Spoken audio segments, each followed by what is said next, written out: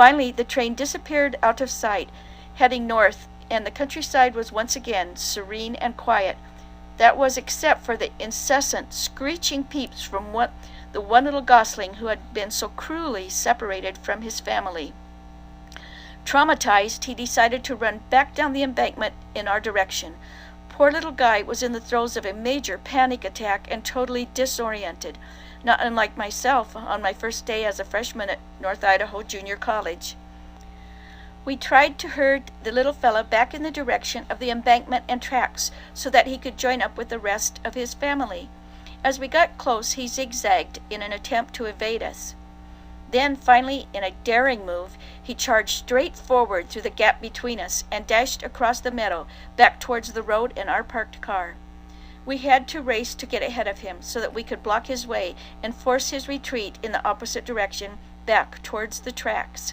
He turned and scampered diagonally back across the meadow. At that angle, he wouldn't connect with the tracks for a while, so once again we ran ahead to block his path and forced him to veer more in the direction of the tracks. As we got closer, he did a fake-out maneuver and then hid in a little tuft of foliage. All was quiet for a few moments, but as we approached his hiding place, the loud, frantic peeps started up again, and he fled his cover and began to run horizontal with the embankment. That's when we saw it, a metal culvert crossing meadow level below the tracks. It was about the size that a toddler could squeeze through. We knew then that perhaps there was a good chance that we could get little Downy to his parents' side of the tracks. We blocked any direction that didn't lead to the cylinder beneath the railroad and finally got the little yellow peep ushered inside. It took both of us using our legs as barriers to block his way back out of the culvert.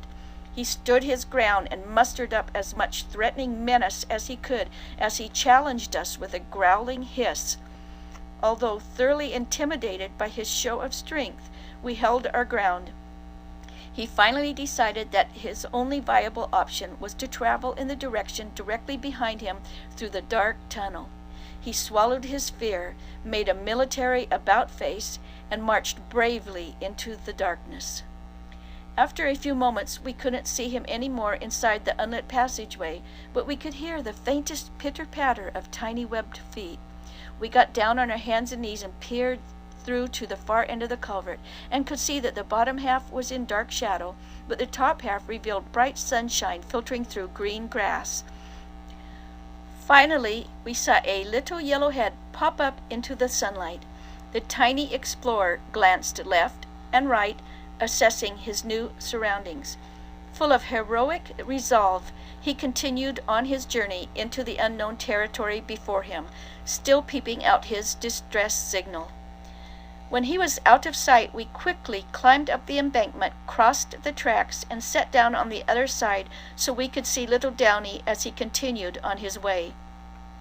We could not get a visual of him as he had disappeared into a thicket of pussy willows, cattails, ferns, and cottonwood to the right and just below us. We were nonetheless able to ascertain his precise location by the frantic peeps that continued to issue forth out of his little beak as he trudged onward in his quest to find his parents. Finally, we heard the sound of a solitary, questioning honk emerge from out of the thicket. In reply, the peeping of our invisible little yellow voyager got even louder and more shrill. Then we heard another questioning honk. It sounded surprised and hopeful. It was followed by jubilant parental honks, tumbling together in celebration and mingling with the ecstatic peeps coming from the tiny little trekker. A visual was not necessary for us to know that we were witnessing the happy reunion of parents and offspring. Such a symphony of relief, happiness, and pure joy I will never forget. The peeping and the honking eventually subsided, and the forest once again became as it was before. Such a brave little Downy to have escaped the clutches of the menacing humans, and to have found his way in the wilderness and through the darkness to be reunited once again with his family. It's difficult for me to understand how some people actually believe that animals do not experience true emotions. No person on earth would ever be able to convince me that the pure joy evident in those grateful honks was any less real than what human parents would feel who have been reunited with a toddler who had wandered off from a cozy campground and been missing for a summer's morning. And no one could ever convince me that defiant little Downy did not deserve a Medal of Honor for demonstrating such unflinching courage under fire. I smiled at my own offspring as we climbed back into our Dodge Dart after the captivating events of that afternoon.